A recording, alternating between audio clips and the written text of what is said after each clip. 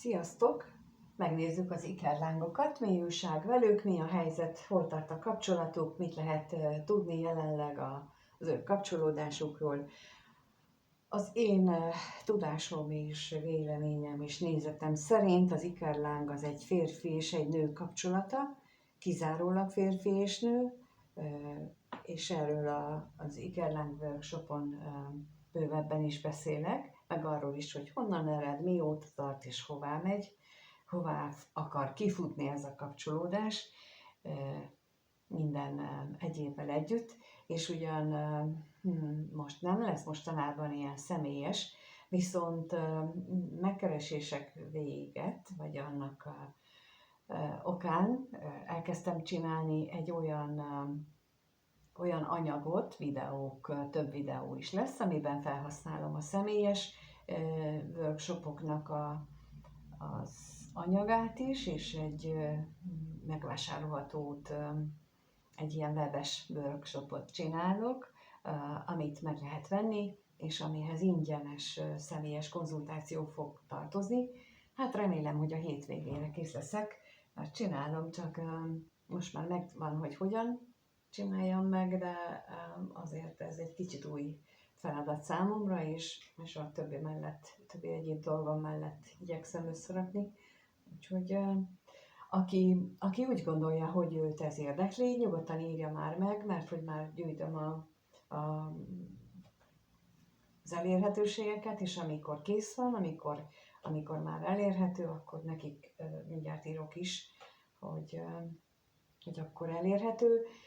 Mindenki, aki bármilyen oknál fogva, mert van meglévő kapcsolata és nem tudja, hogy hogyan, ez egy sima, úgy terveztem, vagy úgy gondoltam ki, hogy sima YouTube videókból lesz összerakva, és akkor egyénileg lehet megnézni félórás, egyórás blokkokban, és akkor szép lassan olyan ütemben, ahogy gondoljátok, hogy így valósul, illetve már van is készen belőle, így fogom csinálni, csak ahhoz az sok időbe telik.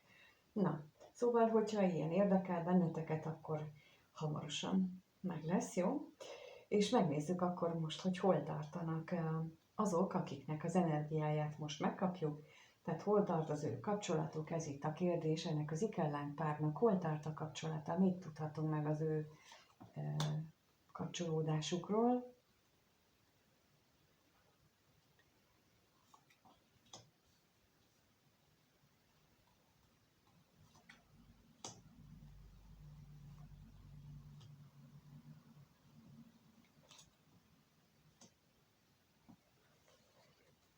A női fél részéről látható az, hogy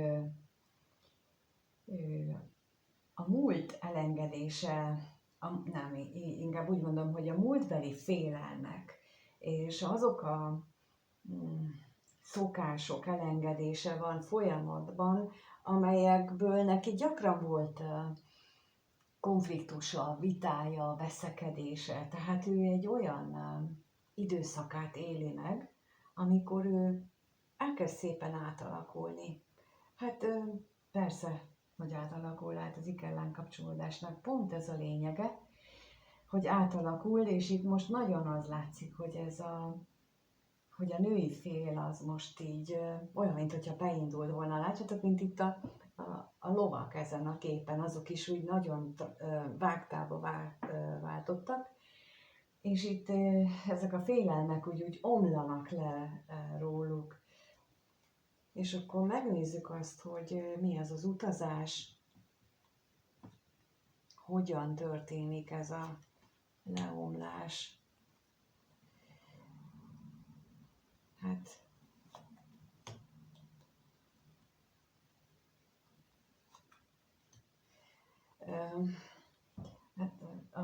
tényleg azt mutatják a lapok, hogy itt az a fél, tehát akiről szó van, ő szembenéz a saját hazugságaival, saját függőségeivel, és ez itt most bármilyen függőség lehet az alkohol is, a drog is, de lehet az is, hogy ő neki eddig muszáj volt az életében egy párkapcsolatnak lenni, mert ő anélkül kiszolgáltatottnak érezte magát.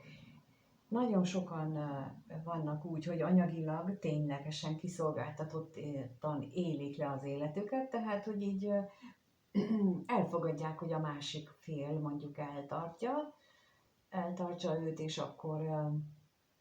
akkor onnantól kezdve ez tényleg egy kiszolgáltatott állapot. Na hát például bármennyire is félelem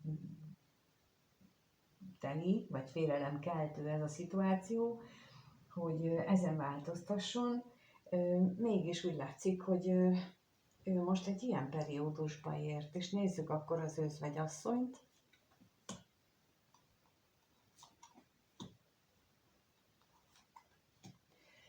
Hát itt erről szól, igen, tehát valójában az ikellán kapcsolódás erről szól, hogy amikor miután ők találkoztak, mármint az ikellánk párjával, akkor gyakorlatilag gyökerestől megváltozott az élete, a gondolatvilága, de a másiknak is, tehát mindkét félnek hatalmas változást eredményezett ez a kapcsolódás, és nagyon sok fájdalommal is jár tulajdonképpen, és ezt láthatjuk itt, hogy most így ennek a feldolgozása történik egyik vagy mindkét félben. Tehát ez a jelenlegi kapcsolat dinamikája, erről szól most, de megnézzük, hogy hogyan éreznek egymás iránt, mit éreznek ők egymás iránt, lássuk. Kettőt kérnék szépen mindkét fél részéről, hogyan és mit érez egymás iránt a két fél. Először a férfi kellánk mit érez a női kellánk iránt. Hát most ez jött, hogy az érzései, most hallgatom magamat. És mit érez a női kellánk a férfi iránt.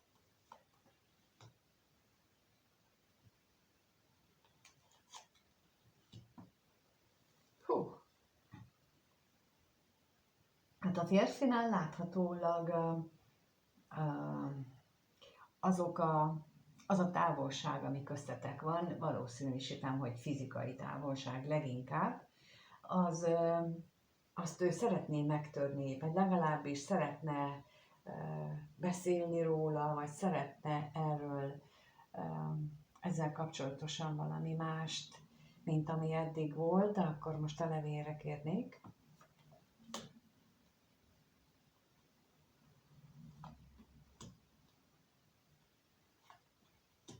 És a katonatisztre is kérek.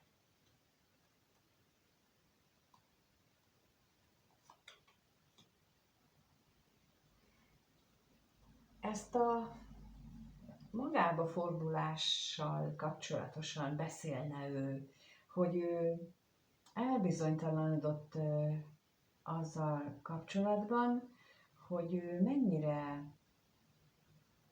mennyire helyes az, hogy ő így befelé fordult. Mert azt látja viszont, hogy a női fél az viszont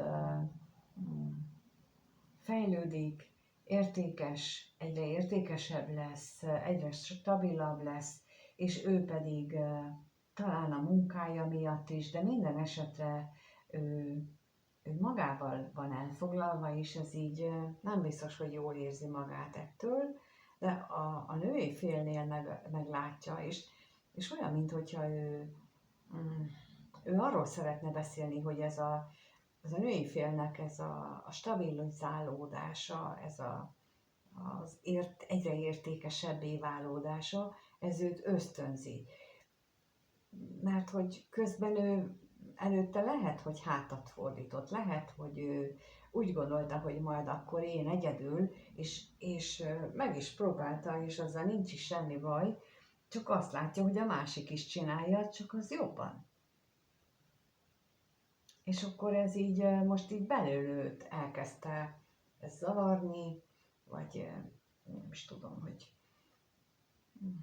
fejezzem ki. Tehát, hogy így nem úgy zavarja, nem féltékeny, nem irigy, hanem egyszerűen feltűnt neki az, hogy a másik is csinál valamit, és ő neki jobban sikerül. vagyis akkor ezen gondolkodik, hogy mi ez az érzéseiben is megnyilvánulva, hogy mitől jobb a párja. A női fél pedig érzéseiben az jelenik meg, hogy a férfinál valamilyen függőségek vannak, amelyeket ő nem szívesen látott. De akkor nézzük itt az állandóságot.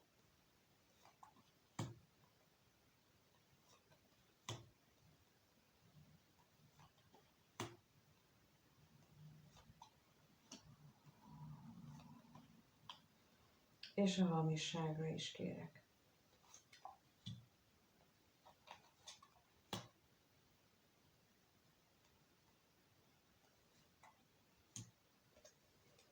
Jó, hát úgy látom, hogy a női fél a férfi iránt azért meglehetősen mélyen érez, bár a találkozások azok nem csak örömteliek, mégis itt mély érzések ott vannak. Ő valahogy tudja, hogy ez sokkal másabb szeretet és másabb érzelmek, mint bármely más, akit valaha is eddig szeretett.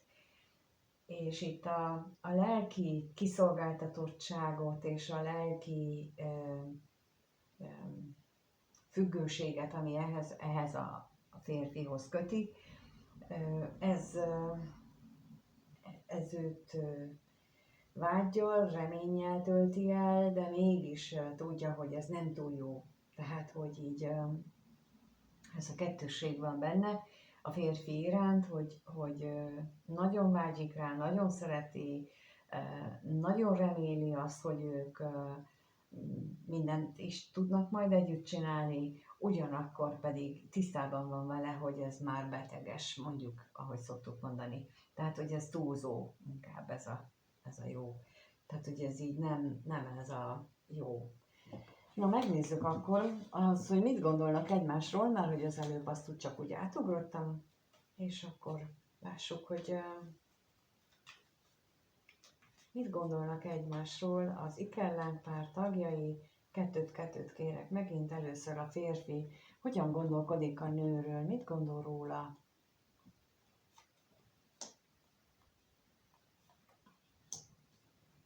És a nő hogyan gondolkodik a férfiről.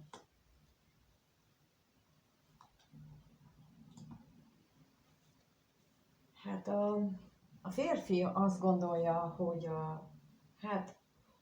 ez a két lap nekem azt sugallja, hogy hiszti. Hogy túl sok a hiszti a nőben, túl sok mindent akar, túl sokat kér tőle, mondjuk így, és emiatt lehetnek közöttük viták, de akkor kérnék szépen itt a veszteség, bosszúságra kérek.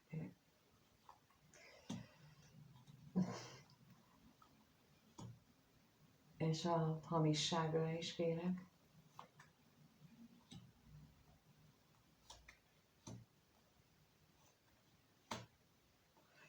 Hát a gondolatai tekintve ez a férfi nem egy pozitívan áll ehhez az egészhez. Lehetséges, hogy az ő élete az most tényleg megterhelő, és itt talán azért is, mert nem biztos, hogy ő tehát nem biztos, hogy ő beleáll az átalakulásba. Ugyanis egy ikerlán kapcsolódás az mindig elindít átalakulást, és nagyon-nagyon könnyen ellenállunk neki, és nagyon-nagyon könnyen akarjuk választani azt a megoldást, hogy maradjon minden úgy, ahogy régen volt, és ugyanez egy különleges kapcsolódás, és ugyan nem tudom, hogy mi történik, de én akkor attól még csinálom a régi dolgaim szerint az életemet, és akkor jó. De itt az látható, ugye amikor kérdeztem a bosszúságra, hát a veszteséget mondtam, hát ki is jött aztán, hogy ez a amikor ők veszekednek, akkor az többnyire azért van, mert távolság van, mert úgy éli meg egyik vagy mindkettő, hogy ez a kapcsolat sok fájdalmat és veszteséget is magában hordoz, és például én azt szeretném az Igenláng workshoppal is, meg majd a kurzussal is az a célom, hogy meg lehessen, vagy megtapasztalja mindenki, aki ebbe belevág, hogy lehet ezt másképp is megélni, kiszállni nem lehet belőle, de megélni igen. És akkor itt ez mutatkozik, hogy a férfi az teljesen ebben van, hogy a veszteség oldalát éri meg. Tehát nem látja, a gondolatában nem érzékeli ennek a szépségét, ennek a kapcsolódásnak. A nő pontosan ezt gondolja a férfiről, hogy nem képes maga mögött hagyni a nehézségeket, az akadályokat, nem képes váltani. Na és akkor nézzük itt a tolvajt.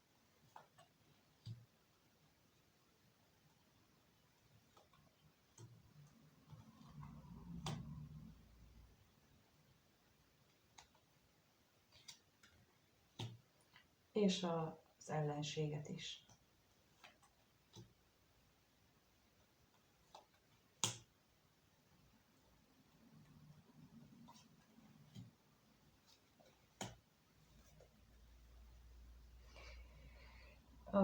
Lehet, hogy a férfinak a legnagyobb akadály az, hogy ő hogyan éli meg a nő szerint, a nő gondolata szerint, akkor inkább így mondom. A legnagyobb akadály az, hogy a férfi a kettejük találkozását azt szerinte egyelőre normál találkozásként kezeli, ami őt valamilyen értékes dolognak a hátrahagyására, valamiféle vállásra késztetné, vagy kellene, hogy késztesse, de a férfi ellenáll neki, és akkor valószínűleg ezekből vannak így a viták, hogy amikor a nő ezt próbálja elmagyarázni a férfinak, akkor ez így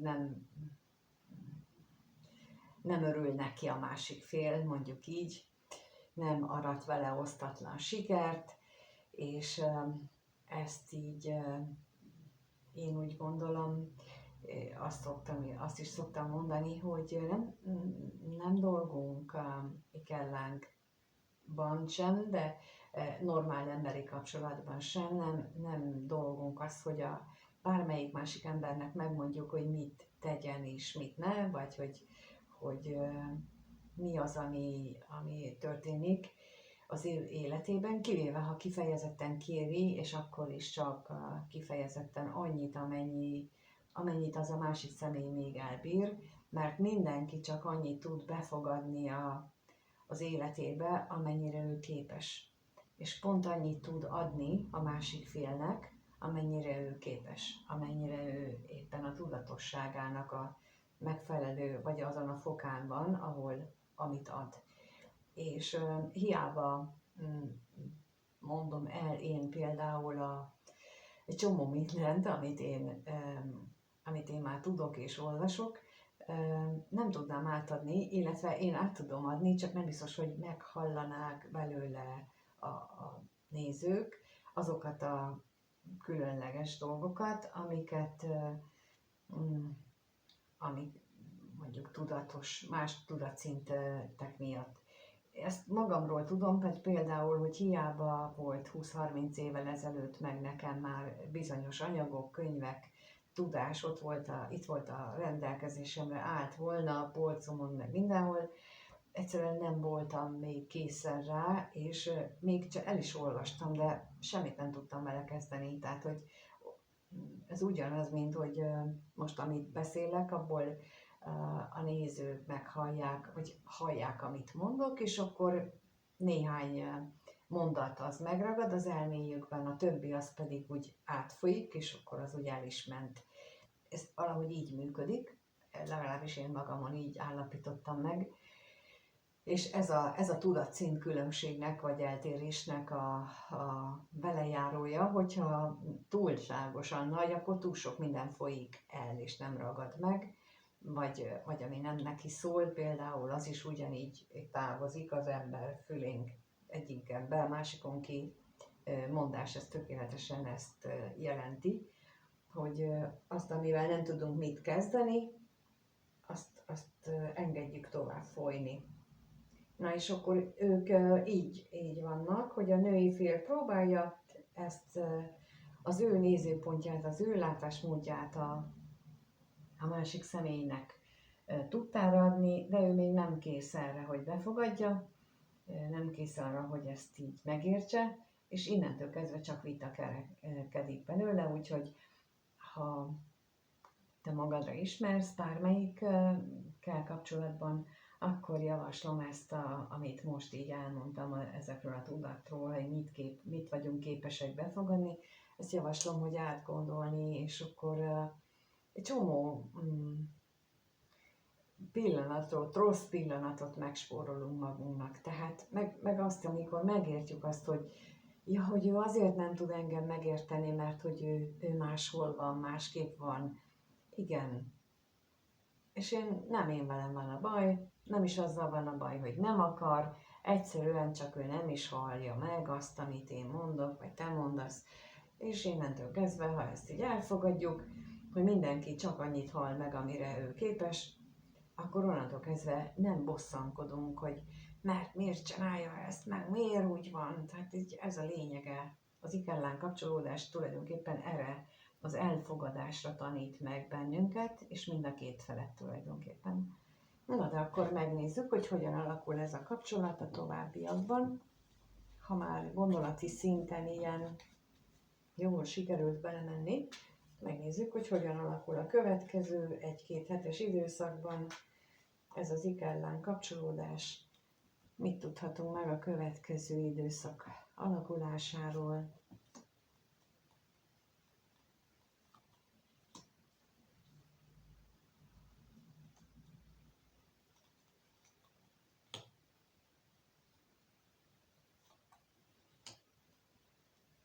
Nos, hát azért itt jól lesz ez. Úgy látom, hogy annak ellenére, hogy lesznek félelmek, annak ellenére beindulnak itt a dolgok. Lehet, hogy valami szokásváltozások is, tehát, hogy eddig mondjuk nem szoktatok találkozni, és akkor most fogtok, vagy eddig ritkán találkoztatok, és most gyakrabban, de minden esetre azt látszik, hogy a férfiban valaminek a hatására elindulnak a gondolatok, és olyan, mintha elkörüljárnának, de nézzük itt a féltékenységet, milyen félelmek vannak, amelyek itt mozgatják majd a dolgokat. Hát mindenképpen valami családból, tehát a születési családból hozott hitrendszerek, nézőpontok, minták, azok, amelyek ezt a félelmet generálják mindkét félben, és talán pont ebben történnek itt változások, de akkor az utazásra kérnék szépen, hogy azzal kapcsolatosan történhetnek felismerések, és megélések, hogy miért volt az, hogy az előző kapcsolatokban ez meg az félrement, sok vita lett belőle, pedig esetleg jól indult az elején. Hát